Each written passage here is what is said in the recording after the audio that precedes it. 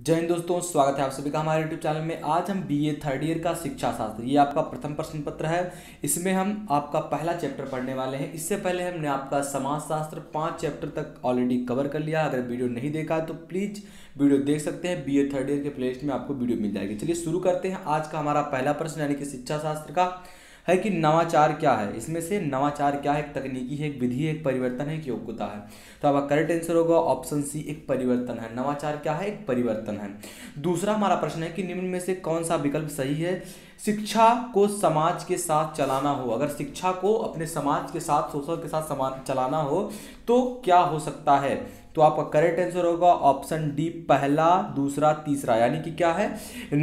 शिक्षा में नए विचार लाने होंगे, शिक्षा में नई नई विधियां अपनानी होंगी, शिक्षा के द्वारा नए कार्यक्रमों का आयोजन करना होगा। इन सारे से क्या होता है? आपका शिक्षा को समाज के साथ चलाया जा सकता है। तो आपका करेक्ट आंसर होगा ऑप्शन डी। हमारा तीसरा प्रश्न है कि परिवर्तन 3 प्रकार का होता है। परिवर्तन 3 प्रकार का होता है, तो कौन से प्रकार है? तो आपका करेक्ट आंसर होगा उपरोक्त में से कोई नहीं। कोई नहीं, परिवर्तन के तीनों प्रकार यहाँ पर नहीं है। तो आपका करेक्ट आंसर हो जाएगा उपयुक्त में से कोई नहीं, ऑप्शन डी करेक्ट होगा। हमारा अगला जो प्रश्न है चौथा नंबर का, ये क्या कह रहा है कि नवगत्यात्मक परिवर्तन में व्यक्ति में परिवर्तन होता है। जब ये परिवर्तन होता है तो व्यक्ति में क्या परिवर्तन आता है, क्या हमें देखने को मिलता है? तो आपका करेक्ट आंसर होगा ऑप्शन डी, व्यक्तिगत एवं सामाजिक दोनों। व्यक्तिगत रूप से भी परिवर्तन हो जाता है और सामाजिक रूप से, दोनों रूप से वो परिवर्तित हो जाता है। तो आपका करेक्ट आंसर होगा ऑप्शन डी। हमारा अगला प्रश्न है 5 नंबर का कि विकास संबंधी परिवर्तन होता है। जो विकास संबंधी परिवर्तन क्या होता है? तो आपका करेक्ट आंसर रहेगा ऑप्शन सी, केवल बौद्धिक। विकास संबंधी अगर परिवर्तन होता है तो केवल बौद्धिक परिवर्तन होता है। तो आपका करेक्ट आंसर हो जाएगा ऑप्शन सी। ये आपका गलत है, ये वाला आंसर आपका गलत है। तो करेक्ट आंसर होगा आपका ऑप्शन सी। अगर विकास संबंधित परिवर्तन होता है तो आपका ऑप्शन सी, बौद्धिक परिवर्तन। हमारा अगला प्रश्न है यानी कि तीसरा नंबर का, छठवां नंबर का कि प्रतिक्रियात्मक, जिसे संतुलन कहते हैं। प्रतिक्रियात्मक मतलब संतुलन परिवर्तन आधारित है। किस पर आधारित होता है? तो आपका करेक्ट आंसर हो जाएगा ऑप्शन सी, आवश्यकता पर। ये आवश्यकता पर आधारित होता है। तो आपका करेक्ट आंसर क्या हो जाएगा? Option C. चलिए आगे बढ़ते हैं। हमारा अगला प्रश्न है 7 नंबर का। आपका प्रश्न क्या कह रहा है कि नवाचार है एक ऐसा विचार है, व्यवहार अथवा पदार्थ जो नवीन है, जो नया है और वर्तमान स्वरूप में गुणात्मक दृष्टि से भिन्न है, अलग है। यह परिभाषा किसने दिया था? तो यह परिभाषा देने वाले कौन है? तो आपका करेक्ट आंसर हो जाएगा बार्नेट। बार्नेट ने ऐसा परिभाषा दिया था। हमारा अगला प्रश्न यानी कि 8वां नंबर का कि नवाचार वह नवीन और विशेष परिवर्तन है जो समझबूझकर किया गया है। ये परिवर्तन समझबूझ के किया गया है। उद्देश्य प्राप्ति की दृष्टि से यह परिवर्तन अन्य विधियों की अपेक्षा अधिक प्रभावशाली समझा जाता है। यह कथन किसने कहा? ऐसा कहने वाले कौन है? तो करेक्ट आंसर होगा आपका ऑप्शन ए, माइलेक्स ने ऐसा कहा था। तो आपका करेक्ट आंसर होगा ऑप्शन ए। हमारा अगला प्रश्न है कि नवाचार की विशेषता क्या है? जो आपका नवाचार है इसकी विशेषता क्या है? तो करेक्ट आंसर होगा आपका ऑप्शन डी, उपयुक्त सभी गुण। जो आपके सामने उपयुक्त दिख रहे हैं, यानी कि पहला, यह नया विचार, प्रयासपूर्ण किया जाने वाला कार्य, उपयोगिता अनुसार समझकर किया जाने वाला कार्य है। दूसरा आपका इसमें क्या है कि यह वर्तमान में सुधार लाता है। जो आपके कंटिन्यू जीवन में चल रहा है इसमें सुधार लाता है ये। और तीसरा है कि इसमें कोई ना कोई विशेषता पाई जाती है, कोई ना कोई विशेषता जरूर पाई जाएगी इसमें, और प्रचलित विधियों की अपेक्षा श्रेष्ठ कर होता है ये। तो आपका करेक्ट आंसर इसके लिए हो जाएगा क्या? उपयुक्त सभी गुण, यानी कि ऑप्शन डी आपका करेक्ट है इसके लिए। हमारा अगला प्रश्न है 10वां नंबर का कि नवाचार के मार्ग में आने वाली बाधाएं, जो ये मार्ग है इसमें आने वाली बाधाएं, रुकावट क्या है? तो आपका करेक्ट आंसर होगा उपयुक्त डी, ए और बी दोनों। ए और बी दोनों यानी कि अज्ञान जनित, सामाजिक या क्रियात्मक।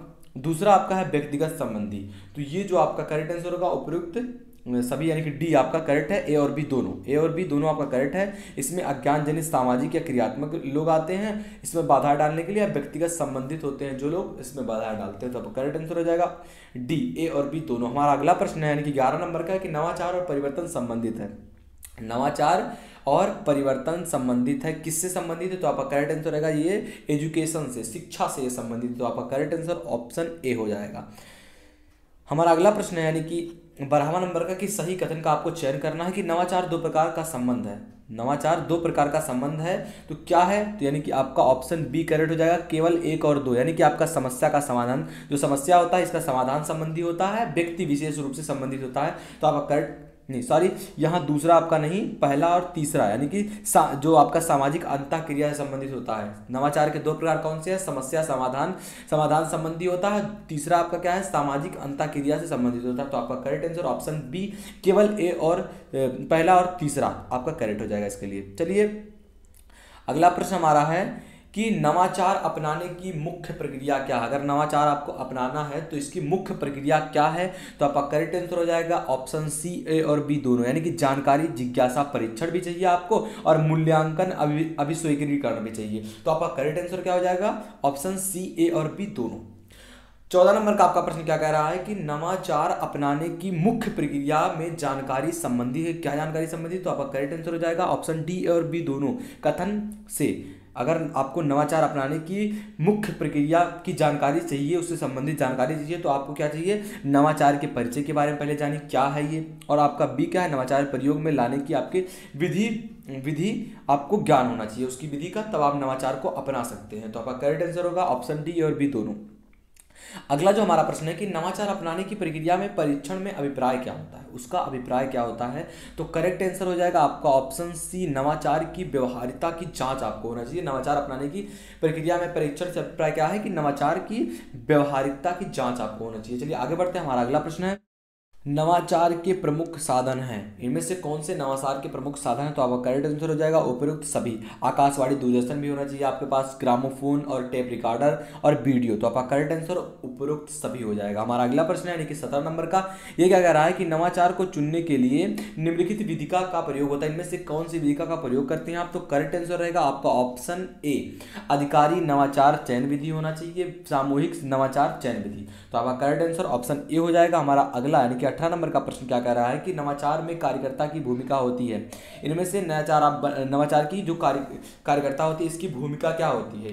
तो आपका करेक्ट आंसर हो जाएगा ऑप्शन सी, उपरोक्त दोनों कथन। आपके सामने जो ऊपर जो दिख रहे हैं जो 2 कथन वो सही हैं। क्या है कि समस्या समाधान करता, नवाचार की आवश्यकता की अनुभूति करता, उत्साह बनाए रखना, सौहार्दपूर्ण संबंध बनाए रखने वाली की, इतना आपका ए होगा। बी आपका क्या है? नवाचार के प्रति दृढ़ संकल्प निर्मित करने वाली, रुकावट ना होने देने वाले। तो ये जो आपका है ये नवाचार की कार्यकर्ता की भूमिका निभाते हैं। तो आपका करेक्ट आंसर ऑप्शन सी हो जाएगा, उपयुक्त दोनों कथन। हमारा अगला प्रश्न है 19 नंबर का कि नवाचार अभिस्वीकृति हेतु उपयुक्त परिस्थितियां हैं, इनमें से कौन सी परिस्थितियां हैं? तो आपका करेक्ट आंसर ऑप्शन डी हो जाएगा, उपयुक्त सभी, यानी कि नवाचार की भली भांति समझना तथा प्रयोग हेतु योजना बनाना, वर्तमान परिस्थिति में प्रसंगित होना, विचारों के आदान प्रदान में सुविधा हो, सामूहिक नवाचार विधि प्रयुक्त होता है। तो आपका करेक्ट आंसर ऑप्शन डी हो जाएगा। हमारा अगला नंबर का प्रश्न है कि 20 नंबर का कि नवाचार ग्रहण करने की जो प्रक्रिया है क्या सम्मिलित नहीं है, इनमें से क्या सम्मिलित नहीं है? तो आदत सम्मिलित नहीं है। तो आपका करेक्ट आंसर ऑप्शन सी हो जाएगा। हमारा अगला नंबर का प्रश्न है 21 नंबर का कि आत्मविश्वास का अभाव बाधा है, इनमें से क्या आत्मविश्वास का अभाव बाधा है? तो आपका करेक्ट आंसर ऑप्शन बी, व्यक्तित्व जो संबंध होता है ये आत्मविश्वास का अभाव बाधा होता है। तो आपका करेक्ट आंसर ऑप्शन बी हो जाएगा, व्यक्तित्व संबंधित।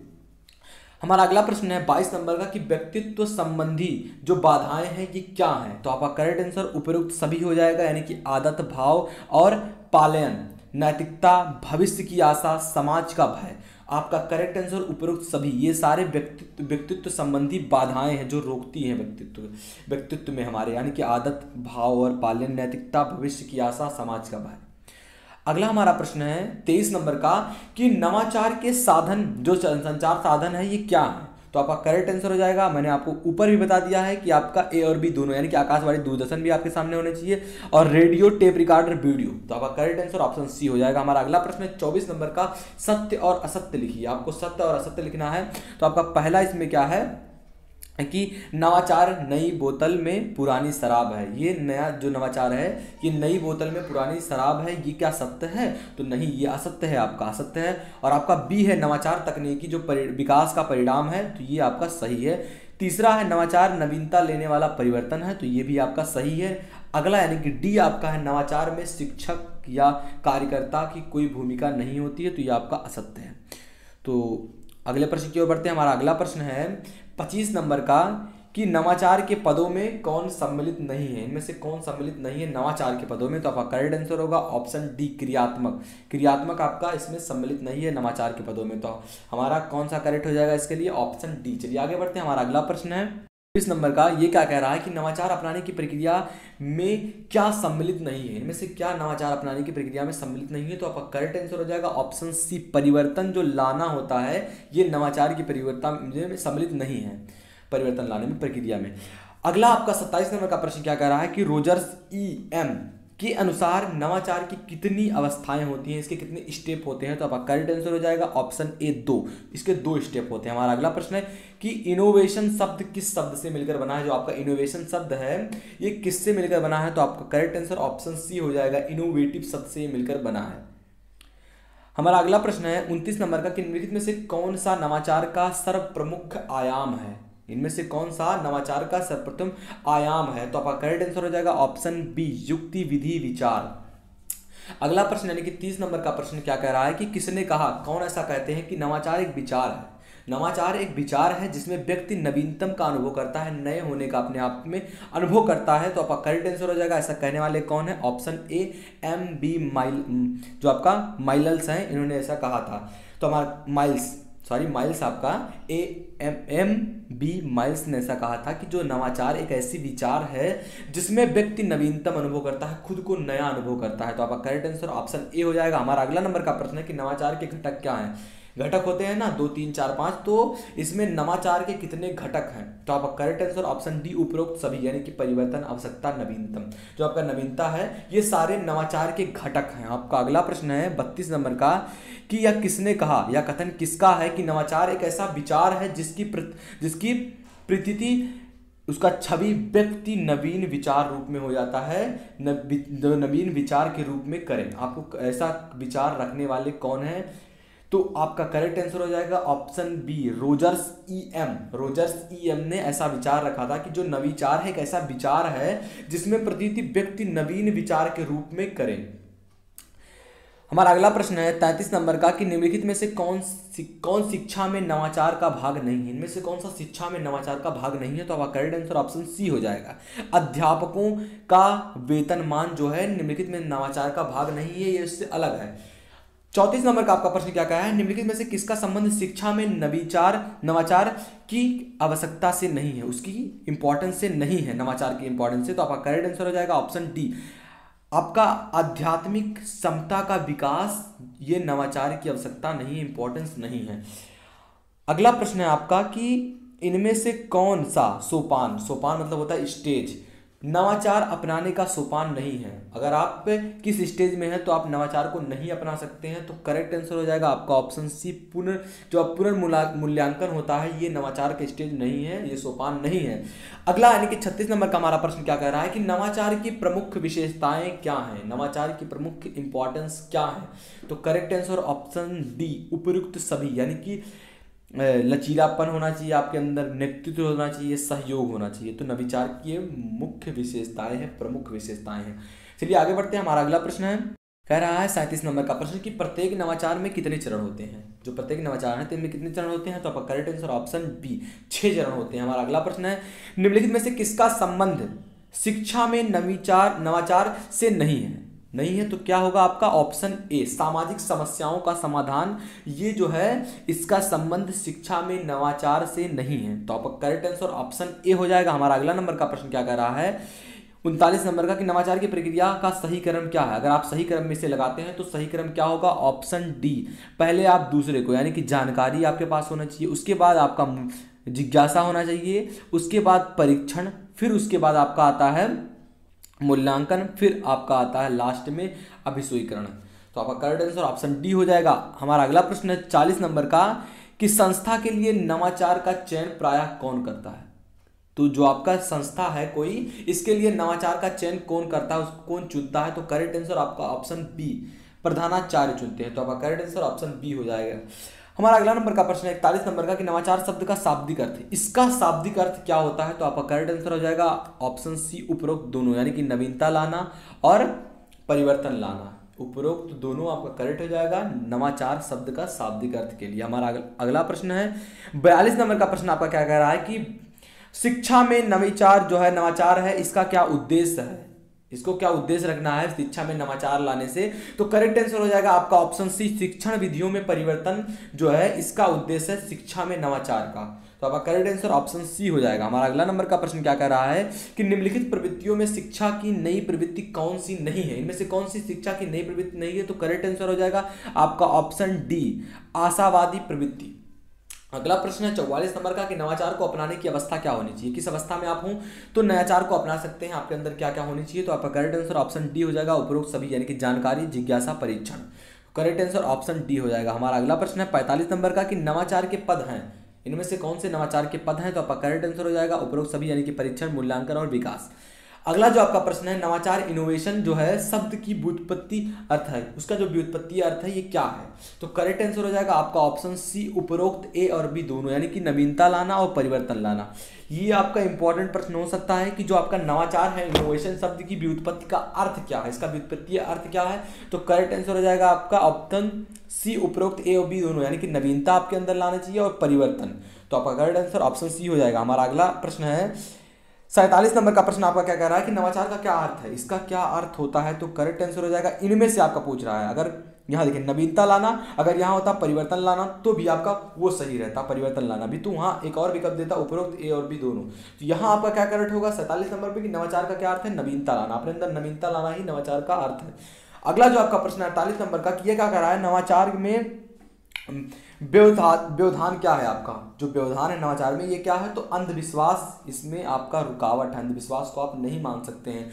अगर आप नवाचार विधि को मानते हैं, उसको अपनाते हैं तो आपका ये अंधविश्वास नहीं मानना पड़ेगा। हमारा ये आज का 48 प्रश्न था, यानी कि बीए तृतीय वर्ष शिक्षा शास्त्र का। तो आशा करते हैं आपको वीडियो पसंद आया होगी। वीडियो पसंद आया तो प्लीज़ लाइक करना, अपने दोस्तों में दबा के शेयर कर दीजिए इस वीडियो को, ताकि उन्हें भी, अगर आप बीए में हों, अगर कॉलेज वॉलेज नहीं अटेंड किए हों और कोरोना टाइम पे तो कर भी नहीं पाएंगे, तो प्लीज़ वीडियो को शेयर कर दीजिए ज़्यादा से ज़्यादा लोगों तक। तो मिलते हैं आपसे अगले चैप्टर के साथ, यानी कि आपका दूसरा चैप्टर। तो चैनल को सब्सक्राइब नहीं किया तो चैनल को सब्सक्राइब कर लीजिए, वीडियो को लाइक कर दीजिए। मिलते हैं आपसे अगली वीडियो में, तब तक के लिए जय हिंद, जय भारत।